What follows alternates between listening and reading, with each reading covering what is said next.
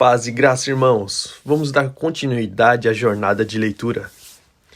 Confissões, Santo Agostinho. Livro 3. Residência em Cartago dos 17 aos 19 anos. Fonte de suas confusões, o gosto por espetáculos, avanço nos estudos e o amor pela sabedoria, aversão às escrituras. Desencaminhado pelos maniqueístas, refutação de algum dos princípios deles, dor de sua mãe Mônica ante a heresia do filho e suas orações pela conversão dele, a visão divina que ela teve e a resposta que um bispo lhe deu. Para Cartago eu vim, onde por tudo ao redor borbulhavam os meus ouvidos o fervilhar de amores impuros. Eu ainda não amava, mas amava amar, e devido a uma profunda carência, eu me detestava por desejar pouco. Enamorado pelo amor, eu procurava o que pudesse amar e tinha aversão pelo caminho de segurança desprovido de ciladas. Sentia em mim uma fome de alimento interior, que és tu mesmo, meu Deus. No entanto, em meio àquela penúria, eu não tinha fome, não sentia o desejo do alimento incorruptível, não porque estivesse bem alimentado, mas porque quanto mais vazio eu ficava, mais o detestava. Por causa disso, minha alma estava enferma e cheia de feridas. Ela se atirava, desejando arranhar-se no contato com objetos dos sentidos. No entanto, se esses não tinham uma alma, não eram objetos do amor. Então, amar e ser amado era para mim algo agradável, mais ainda quando eu conseguia obter o prazer da pessoa amada. Eu profanava, portanto, a fonte da amizade com a sujeira da concupiscência e obscurecia seu brilho com o inferno da lascívia. E assim, sujo e indecoroso, num excesso de vaidade, eu fingia ser delicado e cortês. Mergulhei de cabeça no amor e ali queria ser iludido. Meu Deus, minha misericórdia, com quanto fel tu aspergiste aquelas doçuras para o meu bem. Pois eu era amado e secretamente assumi o vínculo do desfrute, e o prazer me prendeu com dolorosas cadeias de ferro, de modo que pudesse ser castigado com açoites do ciúme, da suspeita, do temor, da raiva e das discussões. Também me emocionava os espetáculos do teatro, repletos de imagens da minha miséria e de combustível para o meu fogo. Porque o ser humano deseja sentir-se triste, observando situações dolorosas e trágicas que ele mesmo de modo algum gostaria de viver. No entanto, como o espetáculo, ele deseja sentir-se triste diante delas, e esse mesmo sentimento de tristeza constitui o seu prazer. Que é isso senão mísera tristeza? Pois quanto mais o espetáculo se comove diante dessas situações, quanto mais o espectador se comove diante dessas situações, tanto menos livre será diante desses sentimentos. De qualquer forma, quando ele sofre em sua própria carne, aquilo é chamado miséria. Quando ele compadece de outros, então é misericórdia. Mas que espécie de compaixão é essa por paixões fingidas e teatrais? O espectador não é chamado a ajudar os outros, mas apenas a afligir-se. E quanto mais ele aplaude o ator dessas ficções, tanto mais ele se aflige. E se as calamidades daquelas pessoas, seja da antiguidade, seja de mera ficção, são representadas de tal forma que o espectador não se comove até as lágrimas. Ele vai para casa aborrecido e criticando o que viu. Mas se ele sentir uma profunda tristeza, tem sua atenção presa e chora de prazer.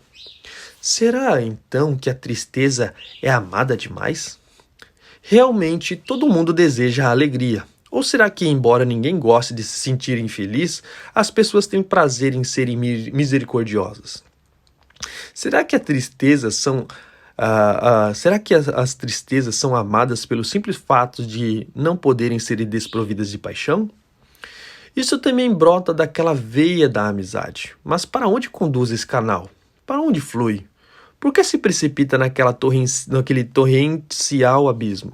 provocando aquela monstruosa maré de sórdida concupiscência, da qual a amizade deliberadamente se altera e se transforma, sendo por sua própria vontade corrompida e precipitada para longe de sua pureza celestial. Deve-se então abandonar a compaixão? De modo algum, que as tristezas sejam ocasionalmente amadas, mas cuidado com a impureza, ó minha alma, sob a guarda do meu Deus, o Deus de nossos pais, digno de louvor e sumamente glorificado para sempre. Evite a impureza. Daniel 3,52. Eu não deixei de sentir compaixão, mas então, nos teatros, eu me alegrava com os amantes que, de modo perverso, se alegravam desfrutando-se entre si, embora aquilo fosse apenas um fingimento teatral. E quando um perdia o outro, como se estivesse muito compadecido, eu lamentava com eles. Meu prazer, porém, ia nos dois sentidos. Mas agora eu lamento muito mais aquele que se alegra em sua maldade do que aquele que supostamente sofre uma adversidade ao ver-se privado de algum prazer pernicioso e de alguma alegria desprezível. Esta é certamente a misericórdia mais verdadeira, mas nela a tristeza não se deleita. Pois embora quem se compadece do miserável mereça elogios por seu ato de caridade, quem sente uma genuína compaixão deveria preferir que não houvesse nenhum motivo para se compadecer, pois se o bem for perversamente desejado, o que é impossível, então é possível que aquele que é verdadeira e genuinamente compassivo deseje que haja alguns desafortunados a fim de que ele possa mostrar-lhe compaixão. Alguma tristeza pode, portanto, ser permitida, nenhuma amada. Pois tu, Senhor, que amas as almas muito mais puramente do que nós e tens por ela uma compaixão mais incorruptível, tu, no entanto, não és ferido por nenhuma tristeza. Mas quem está capacitado para tanto? 2 Coríntios 2,16. Mas eu, lamentavelmente, gostava então da tristeza e procurava o que pudesse me entristecer.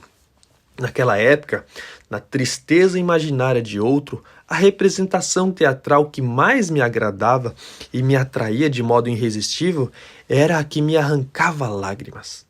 Deveria surpreender o fato de eu, uma ovelha infeliz, desgarrada do teu rebanho e sem paciência para suportar tua guarda, ter contraído uma enfermidade repugnante?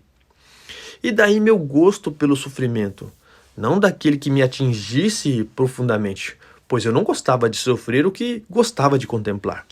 Gostava daquele sofrimento que podia ver representado em ficções que me arranhassem levemente na superfície.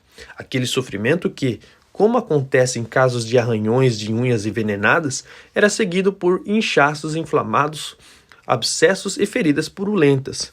Minha vida, sendo assim, era vida, ó meu Deus. Em tua fiel misericórdia pairava a distância sobre mim. Em que graves iniquidades eu me consumia, correndo atrás de uma curiosidade sacrilega que, tendo-me eu esquecido de ti, poderia ter me levado a um traiçoeiro abismo e ao serviço enganador de diabos, a quem eu sacrificava minhas perversas ações. E em todas essas coisas tu me castigavas. Cheguei a usar, durante a celebração de suas solenidades dentro dos muros de tua igreja, a desejar e a maquinar uma ação por seus frutos dignos de morte, e por isso me impusesse sérias punições, embora nada fosse em relação à minha falta. Ó tu que és a minha suma misericórdia, meu Deus, meu refúgio contra aqueles terríveis perigos, entre os quais eu teimava em caminhar, afastando-me cada vez mais de ti, gostando do meu jeito de agir e não do teu, amando minha liberdade de andarilho. Também, aqueles estudos, considerados recomendáveis, visavam uma atuação excelente nos tribunais. Os mais elogiosos eram os mais astutos. Essa é a cegueira dos homens, que até nela se vangloriam. Eu era agora um bom aluno na escola de retórica, o que me deixava feliz e orgulhoso e inflado de vaidade, embora, tu sabes, eu me mantivesse muito mais calmo e inteiramente afastado da ação corrosiva daqueles destruidores. Esse nome diabólico de mau agouro era sua própria insígnia de nobreza, entre os quais eu vivia, sentindo uma desavergonhada vergonha de não ser como eles. Com eles convivia e às vezes me comprazia com sua amizade, embora detestasse seus atos, isso é, suas destruições. Maliciosamente, seus atos, maliciosamente, zombavam da modéstia dos novos alunos e os perturbavam com suas chacotas gratuitas, alimentando com isso sua maldosa diversão. Nada poderia parecer-se mais com a atividade do diabo do que isso. Nem poderia haver um nome mais adequado para identificá-los do que destruidores. Eles mesmos eram os primeiros subversivos e totalmente pervertidos pelos espíritos enganadores que secretamente os seduziam e se riam deles naquilo de que eles mesmos gostavam de zombar e fazer para enganar os outros. Entre pessoas assim, naquela idade agitada de minha juventude, estudava obras sobre eloquência, atividade em que desejava ser eminente, motivado por uma finalidade condenável e vangloriosa, um prazer da vaidade humana. Durante o curso comum de estudos, descobri um livro de Cícero, cujo discurso todos admiravam, mas não seu espírito. Este livro, intitulado Hortênsios, contém uma exortação ao estudo da filosofia que alterou meus sentimentos e direcionou minhas orações para ti, Senhor, e me fez adotar outros objetivos e desejos. Todas as vãs esperanças se tornaram para mim desprezíveis, e eu senti um desejo incrível de uma sabedoria imortal. Começava agora a me pôr de pé a fim de poder voltar a ti, pois não foi para afiar minha língua, habilidade que eu, naquele meu 19º ano de vida, parecia estar comprando com subsídios da minha mãe, pois meu pai morrera 2 anos antes. Não foi para isso que utilizei aquela obra, que não instilou em mim seu estilo, mas sim suas ideias. Como ardia, meu Deus, como ardia em mim naquela época o desejo de alcançar-me das coisas terrenas em direção a ti, e eu não sabia o que tu farias comigo, pois contigo está a sabedoria, mas o amor pela sabedoria é chamado em grego filosofia, e foi com a filosofia que aquele livro me inflamou. Há alguma pessoa que usam a filosofia para seduzir, colorindo e disfarçando seus erros sob esse grande, suave e honroso termo. Todos os que na época de Cícero e em tempos anteriores agiram assim nesse livro são denunciados e censurados. Ali também está claro aquele conselho do Espírito Santo, tanto por meio de teu bom e dedicado servo. Tenham cuidado para que ninguém os escravize a filosofias vãs e enganosas que se fundamentam nas tradições humanas e nos princípios elementares deste mundo, e não em Cristo, pois em Cristo habita corporalmente toda a plenitude da divindade. Colossenses 2, verso 8 a 9.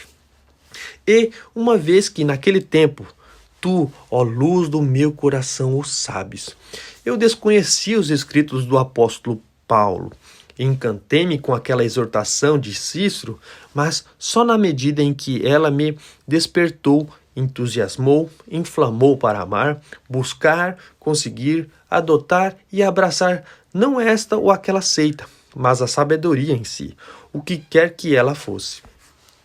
E somente isso me refreou naquele momento de entusiasmo. O nome de Cristo não estava ali presente. Pois esse nome, segundo tua misericórdia, ó Senhor, esse nome do meu Salvador, teu Filho, meu tenro coração havia devotamente sugado junto com o leite da minha mãe e o havia guardado de maneira profunda em mim. E tudo aquilo que não contivesse esse nome, por mais erudito, elaborado ou verdadeiro que fosse, não me convencia por inteiro. Resolvi então aplicar a minha mente às sagradas escrituras para poder ver o que nelas havia. Mas eis que nelas vejo algo que não é entendido pelos orgulhosos. Nem está claro para as crianças, algo despretensioso em seu acesso, mas imponente em seus recessos e velado por mistérios. E eu não estava preparado para entrar ali. ou para abaixar a cabeça e seguir os passos indicados. Pois quando me voltei para aquelas escrituras, não me senti como estou falando agora. Elas me pareciam não merecer nenhuma comparação com a imponência dos escritos de Cícero. Meu inflamado orgulho se retraía diante da humildade delas, e minha arguta inteligência não conseguia penetrar no seu significado. No entanto, elas eram tais que, numa criancinha, poderiam crescer. Mas eu desdenhava ser uma criancinha e, inflamado de orgulho, considerava-me grande. Por isso, fui parar no meio de pessoas orgulhosamente apaixonadas, excessivamente carnais e tagarelas, em cuja boca estavam as ciladas do diabo. Encobertas com uma mistura de sílabas do teu nome, de nosso Senhor Jesus Cristo, e do Espírito Santo, ou Paracleto, nosso Consolador, esses termos nunca estavam ausentes de sua boca, mas não eram mais que o som e o ruído da língua, pois o coração estava vazio da verdade. Mesmo assim, eles gritavam, verdade, verdade, e me falavam muitas delas, mas a verdade não estava neles, 1 João 2,4. Proferiam falsidades, não apenas a respeito de ti, que és a verdade, mas até mesmo a respeito dos elementos deste mundo, criaturas tuas. E de fato, eu deveria ter ignorado até mesmo os filósofos que falavam a verdade em relação a elas, por amor a ti, meu Pai sumamente bom, beleza de todas as coisas belas.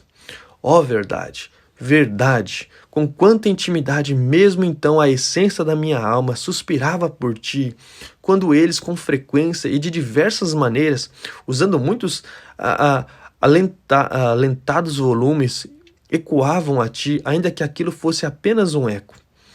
E esses eram os pratos dos quais a mim, que tinha fome de ti, eles, em vez de ti, serviam-me o sol e a lua, belas obras tuas, mas mesmo assim obras tuas, não tu mesmo, nem tuas obras principais, pois tuas obras espirituais são mais importantes que essas obras corpóreas, apesar de elas serem celestes e brilhantes.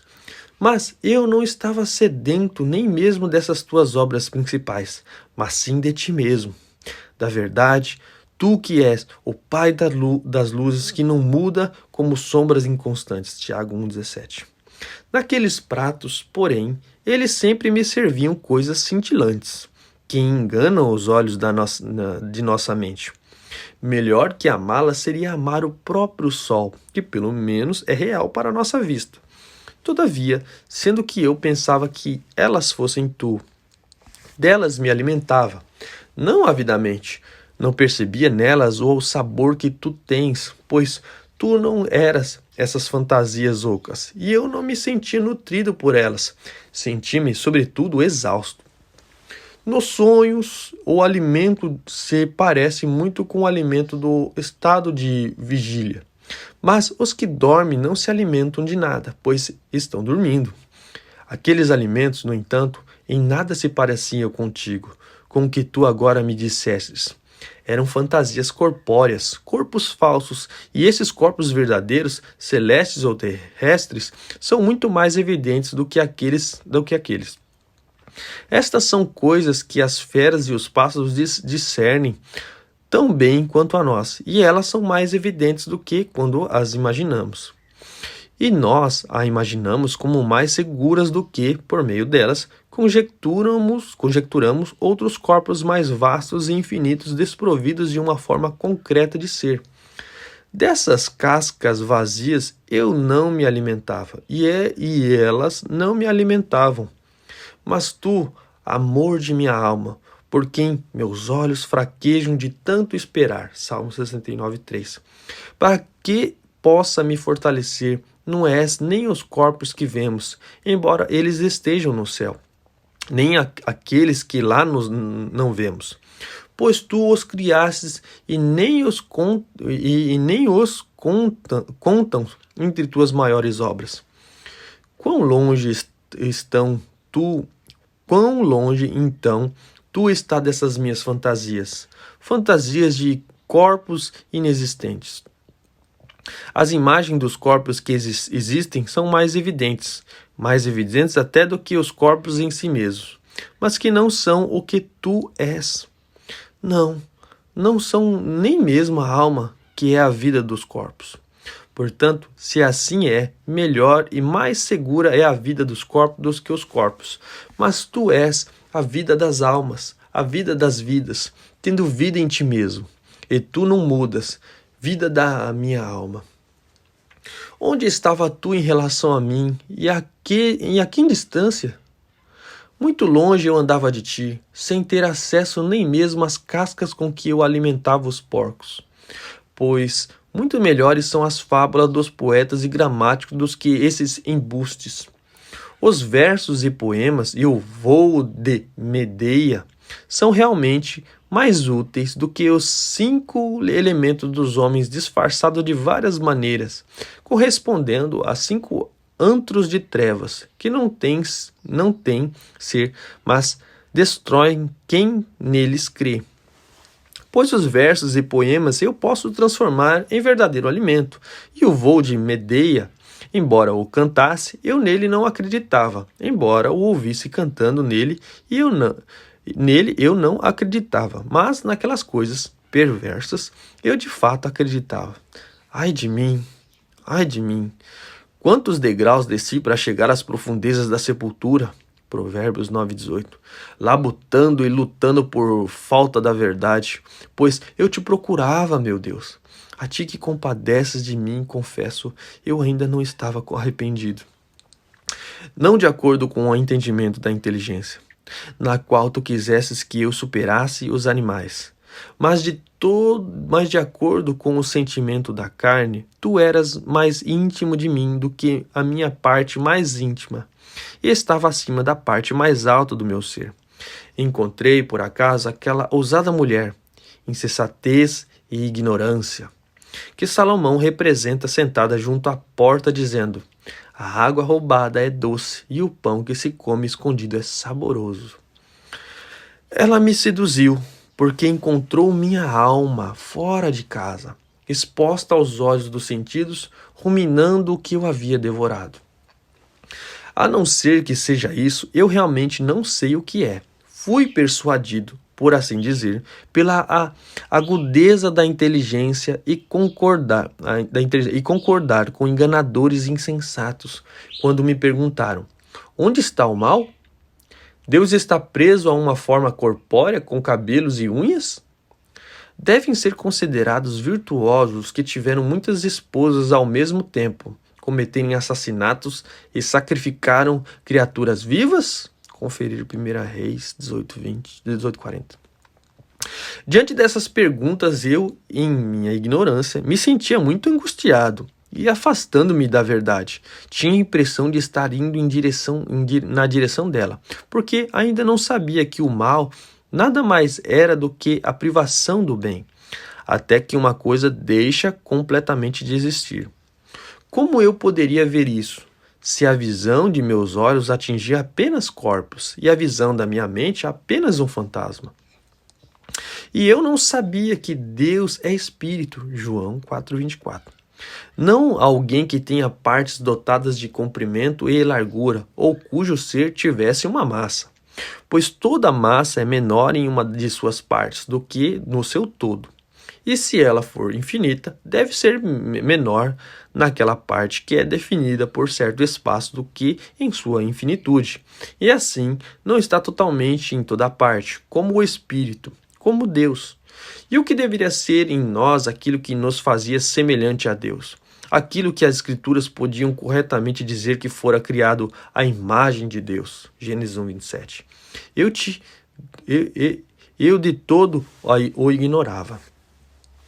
Tampouco eu sabia que a verdadeira retidão, que não julga segundo os costumes, mas conforme a mais justa lei do Deus onipotente, por meio da qual as condutas de épocas e lugares foram adotadas de acordo com as épocas e lugares, retidão que, entre mentes, se manteve igual sempre e em toda parte, não sendo uma coisa num lugar e no outro lugar outra coisa.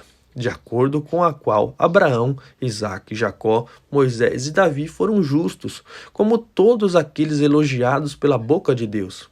Mas esses foram julgados injustos por homens insensatos, procedendo como qualquer tribunal humano, 1 Coríntios 4:3. E medindo, segundo seus próprios hábitos mesquinhos, todos os hábitos morais de toda a estirpe humana. Como se num arsenal alguém não conhecesse a função de cada peça, cobrisse a cabeça com botas ou tentasse calçar um capacete, e depois se queixasse de que as peças não serviam. Como de certo dia, quando o comércio fecha à tarde, um homem se zangasse por não ter permissão de abrir seu estabelecimento por tê-lo mantido fechado pela manhã. Como se numa casa alguém observasse um serviçal fazendo algo com que nem mesmo o mordomo não deve se intrometer.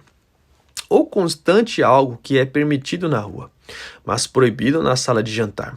Ou se zangasse porque na casa de uma família a mesma coisa não é repetida da mesma forma e entre todos.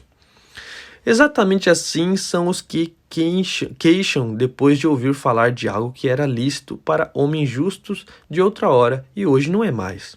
Ou que Deus, por certas razões temporais, ordenou àqueles uma coisa e a esses outras, todos obedecendo à mesma justiça, enquanto observam um homem no mesmo dia e na mesma casa coisas diferentes, adequadas para diferentes membros, e uma coisa outrora lícita, mas não mais lícita após certo tempo.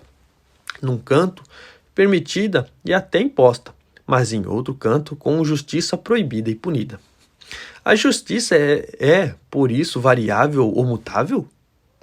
Não, mas as épocas que elas presidem não fluem de maneira uniforme, porque são épocas. No entanto, os homens vivem pouco tempo. Jó 14:1. Por isso, suas percepções não conseguem harmonizar as causas de coisas de outras épocas e outras nações, das quais eles não têm experiência nenhuma, com essas de que têm experiência. Quando num só e mesmo corpo ou dia, numa só e mesma família, eles facilmente percebem o que é adequado para cada membro, estação, parte ou pessoa. Num caso, eles discordam, no outro, eles concordam. Essas coisas eu não sabia nem observar. Elas incendiam sobre o meu olhar por todos os lados, mas eu não as via. Escrevia poemas, dos quais cada pé não podia ocupar aleatoriamente qualquer lugar, mas tinha seus lugares diferentes em diferentes composições. Tampouco podia empregar o mesmo pé em qualquer metro. Todavia, a própria arte da qual me serviam para escrever não tinha princípios diferentes para esses diferentes casos. Ela englobava todos num só. Mesmo assim, eu não percebia como aquela justiça, a qual homens bons e santos obedeceram, realmente continha numa forma só, de modo muito superior e mais sublime, todas as coisas ordenadas por Deus e não variavam em parte alguma, embora em épocas diferentes não prescrevesse tudo ao mesmo tempo, mas distribuísse e ordenasse o que era adequado para cada uma delas. E eu, em minha cegueira, censurava aqueles piedosos antepassados, não apenas em casos em que eles usaram coisas do presente como sendo ordenadas e inspiradas por Deus, mas também em casos em que eles previam coisas que deveriam acontecer, conforme Deus as revelou a eles. Será possível que em algum tempo e lugar estejam errado este mandamento? Ame o Senhor, o seu Deus, de todo o seu coração, de toda a sua alma e de todo o seu entendimento. Ame o seu próximo como a si mesmo. Mateus 22, 37 e verso 39. Portanto, todas aquelas ações erradas que vão contra a natureza devem ser em toda parte, em todas as épocas, detestadas e punidas, como aconteceu com os homens de Gomorra. Se todas as nações as cometessem, todas seriam culpadas do mesmo crime, pela lei de Deus, que não criou os homens para que eles abusassem uns dos outros.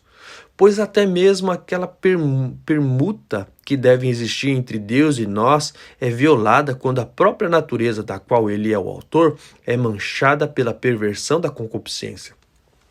Mas aquelas ações que são ofensivas para os costumes dos homens devem ser evitadas de acordo com o costume das pessoas, de modo que uma coisa convencionada é confirmada pelos costumes ou leis de uma cidade ou nação, não seja violada ao bel prazer de ninguém, nativo ou estrangeiro. Pois qualquer parte que não se harmonize com o todo é ofensiva. Porém, quando Deus ordena que algo seja feito, contrariando os costumes das leis de qualquer povo, mesmo que se trate de algo que nunca tenha sido feito, isso deve ser cumprido, e se foi negligenciado, deve ser restaurado. E mesmo que isso nunca tenha sido estabelecido, deve ser estabelecido agora. Pois, se é legítimo para um rei em seu reino ordenar o que ninguém antes dele, nem ele mesmo até então havia ordenado, e obedecer não pode ser considerado contra a lei comum do Estado. Pelo contrário, seria ir contra essa lei, não obedecer, pois obedecer aos governantes é um consenso geral da sociedade humana. Muito mais firmemente devemos obedecer a Deus em tudo o que ordena. Ele é o soberano de todas as criaturas. Pois assim, como na sociedade dos homens a autoridade maior é obedecida passando por cima da menor, assim Deus deve ser obedecido acima de todos. É isso que acontece em atos de violência nos quais há uma intenção de ferir ou de humilhar por meio de uma linguagem injuriosa. Esses atos podem ser cometidos ou para vingar-se, como no caso de um inimigo contra o outro, ou para aproveitar-se de um bem alheio, como no caso de quem assalta um viajante, ou para evitar algum mal, por exemplo, contra alguém que se teme, ou por meio da inveja, como no caso de alguém menos afortunado contra quem é mais afortunado, ou de alguém que se deu bem em algum empreendimento, em relação a quem, estando no mesmo nível, sente medo ou se aflige, ou pelo simples prazer de ver o outro sofrer, como no caso de espectadores de lutas de gladiadores, ou de zombar dos outros e ridicularizá-los. Essas são as principais espécies de iniquidade que nascem da concupiscência da carne, ou dos olhos, ou do poder. Esses atos podem ser isolados, ou combinados 2 a 2, ou todos ocorrendo ao mesmo tempo. Conferir 1 João 2,16. E assim os homens praticam o mal contra os 3 e os 7. Aquela lira de 10 cordas, Salmo 144, 9. Teus 10 mandamentos, ó Deus, Altíssimo e Dulcíssimo. Mas que vergonhosas ofensas podem ser cometidas contra ti, se tu não podes ser manchado? Ou que atos de violência, se não podes ser ferido? Mas tu vingas o que os homens cometem contra si mesmo, de modo que quando pecam contra ti, eles ajam perversamente contra sua própria alma, que é a própria iniquidade que ilude a si mesmo, corrompendo-se e pervertendo a natureza deles, que tu criastes e ordenastes, ou pelo uso excessivo do que é permitido, ou por paixões vergonhosas, trocando relações naturais por outras contrárias à natureza. Romanos 1:26. Ou eles se tornam culpados por imprecarem contra ti com seu coração e língua, resistindo ao aguilhão. Atos 26:14. Ou quando, rompendo os limites da sociedade humana, eles atrevidamente se divertem com obstinadas maquinações e seitas em busca de algum objetivo de lucro ou alvo de ofensa.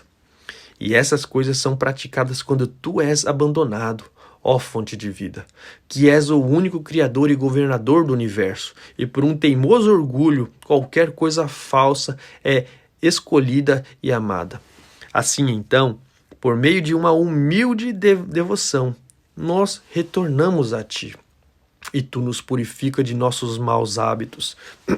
És misericordioso com os que confessam seus pecados. Ouve os gemidos dos prisioneiros. Salmo 102:20. E nos liberta das correntes que nós mesmos criamos, contanto que não ergamos contra ti os chifres de uma falsa liberdade, o que nos vale a perda de tudo devido à ganância de obter mais amando nosso bem pessoal do que a ti, ó Deus de todos. Entre essas ofensas de maldade, violência e tanta iniquidade estão os pecados de pessoas que, numa visão geral, estão progredindo e por aqueles que sabem julgar corretamente, segundo as regras da perfeição. Elas são repreendidas, mas também são elogiadas com base na esperança de frutos futuros, como acontece com o trigo que ainda está brotando. Há alguma coisa que parecem ofensas de desonestidade e violência, mas que não são pecados, porque elas não ofendem a ti, nosso Senhor Deus, nem a sociedade humana. Isso acontece especialmente quando as coisas adequadas para certo período são obtidas em benefícios de uma vida inteira. E nós não sabemos se isso se deve à ganância ou se acontece quando há punições que visam corrigir impostas pela autoridade constituída. E não sabemos se houve ou não o desejo de prejudicar quem foi punido. Muitas ações, portanto, que os olhos dos homens são reprováveis por seu testemunho são aprovadas, e muitas que foram louvadas pelos homens são, sendo tu a testemunha, condenadas, porque a aparência da ação, a intenção do agente e as circunstâncias ignoradas na época variam muito. Mas quando tu, de repente, ordenas alguma coisa fora do comum e nunca antes imaginada, sim, embora em alguma outra época tu a proibisse e ainda escondesse a razão da tua ordem, quem duvida de que ela deva ser obedecida, sabendo que a sociedade humana justa é aquela que te serve? Mas bem-aventurados são os que conhecem as tuas ordens, pois todas as coisas praticadas por teus servos visavam ou mostrar algo necessário para o momento presente ou predizer coisas no futuro. Ignorando essas coisas, eu zombava dos teus servos e profetas. E zombando deles, tudo o que eu conseguia era o teu desprezo, e sem eu perceber, era arrastado passo a passo para aquelas loucuras. A ponto de acreditar que uma figueira chorava quando lhe tirava os frutos. A árvore mãe derramava leitosas lágrimas. Todavia, se algum santo maniqueu houvesse comido e dirigido o figo roubado, colhido por outro, não por sua própria culpa, ele da fruta exalaria anjos. Sim, haveria explosões de partículas divinas e cada lamento ou gemido deles em suas orações. E essas partículas do mais alto e verdadeiro Deus teriam ficado presas naquele figo, se não tivessem sido libertados pelos dentes ou a barriga de algum santo eleito. E eu, coitado, acreditava que mais compaixão merecia os frutos da terra do que os homens para os quais eles foram criados. Pois se um ser humano faminto, que não fosse maniqueu, pedisse comida, aquele bocado que lhe fosse dado parecia, por assim dizer, merecedor de pena capital. E tu, das alturas, me estendeste a tua mão e me libertaste. Salmo 144, 7. E tiraste minha alma daquela profunda escuridão, enquanto a minha mãe, tua serva, que te é fiel, chorava por mim junto a ti mais do que as mães choram a morte física de seus filhos. Pois ela, mediante a fé e o Espírito que recebera de ti, viu a morte na qual eu me encontrava, e tu destes ouvidos a ela, ó Senhor.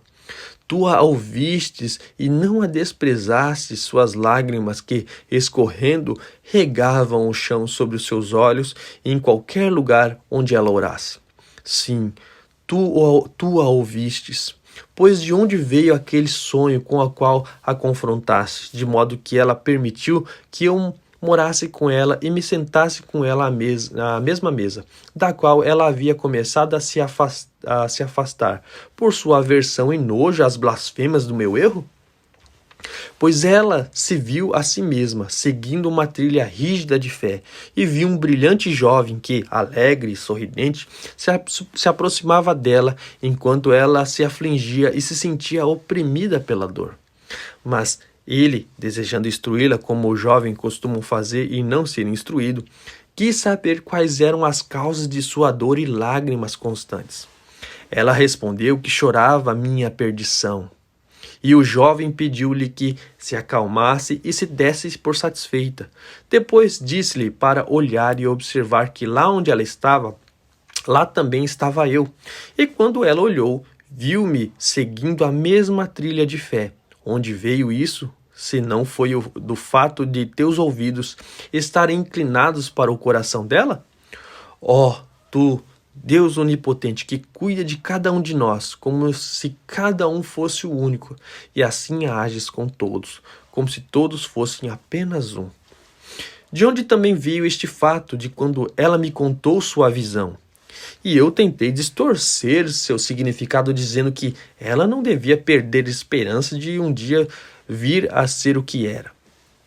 Ela imediatamente, sem hesitar, replicou: Não, pois não me foi dito, onde ele está, tu também está, mas tu está, ele também está.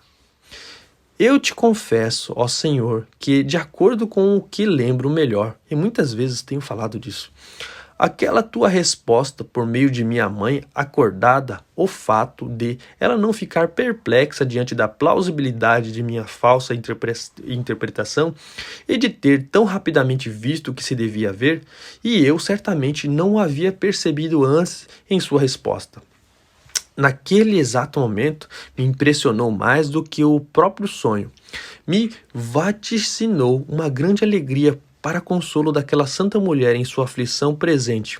Vaticinou que muito tempo depois se concretizou. Quase 9 anos se passaram, durante os quais chafurdei na lama daquele profundo abismo das trevas da falsidade, tentando muitas vezes me levantar, mas sendo ainda mais violentamente empurrado para baixo. Mas durante todo esse tempo, aquela viúva casta, pia e sóbria, exatamente do teu gosto, agora mais alegre devido à esperança, mas mesmo assim sem diminuir seu pranto e lamentação, intercedia sem cessar em todas as suas horas de devoção para queixar-se a ti da minha situação. E em suas orações a ti clamava dia e noite. Salmo 88:1. No entanto, tu permitias que eu ainda ficasse e me revolvesse naquela escuridão. Tu me destes, enquanto isso, outra resposta, que rememoro, embora haja muitas coisas que omito correndo em direção àquilo que mais desejo confessar a ti, e muitas coisas de que não me lembro. Tu destes a ela outra resposta por meio de um dos teus sacerdotes, certo bispo criado dentro de tua igreja e muito versado em teus livros. Quando essa mulher lhe suplicou que ele concordasse em conversar comigo para refutar meus erros, dissuadindo-me de ideias perversas, ensinando-me coisas boas, pois isso ele com frequência fazia quando encontrava pessoas preparadas para ouvi-lo, ele sabiamente se recusou, como eu depois percebi, pois respondeu que eu era ainda incapaz de receber ensino por estar inflamado com a novidade da heresia e por eu já ter confundido várias pessoas despreparadas com perguntas levianas, segundo ela mesma lhe dissera. Não vamos incomodá-lo por enquanto, disse ele. Apenas ore a Deus por ele. Em suas leituras, ele mesmo descobrirá o significado daquele erro e o tamanho de sua perversidade. Ao mesmo tempo, lhe revelou como ele mesmo, na infância, fora entregue nas mãos dos maniqueus por sua iludida mãe, e não apenas havia lido, mas muitas vezes copiado quase todos os livros deles e tinha, sem nenhuma discussão ou prova de quem quer que fosse, visto em que medida aquela seita deveria ser evitada, e foi o que ele fez. Tendo dito isso, e vendo que ela não estava satisfeita, mas continuava insistindo com súplicas e lágrimas para que ele se encontrasse comigo e discutisse essas coisas, o bispo, um tanto aborrecido com essa insistência, disse: vai para casa e que Deus te abençoe, pois não é possível que o filho de tantas lágrimas venha a perecer. Essa resposta ela interpretou, conforme muitas vezes me disse em nossas conversas, como se viesse do céu.